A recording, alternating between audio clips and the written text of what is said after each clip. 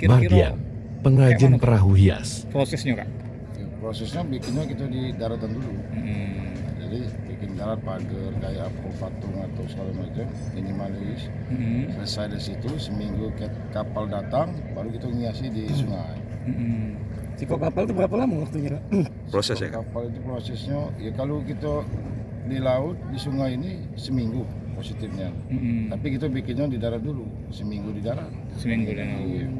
kalau estimasi untuk modal gitu meraih kapal ini berapa, Kak? Dari Hegaran berapa sampai Argo berapa kira-kira kita habis modalnya, Kak? Ya tergantung yang maki kita lah. Ya sponsor yang minta tolong kita selaku pengrajin kan. Misal Pak ada dana sekian misalnya. Jadi kita menyesuaikan Ya, Kak, menyesuaikan juga. Karena kita juga kan butuh bahan. Ketek kan disewa.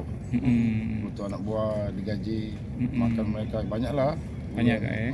Itu bervariasi, Kak, ya? Kapal besar, kapal kecil lain. Iya bervariasi itu.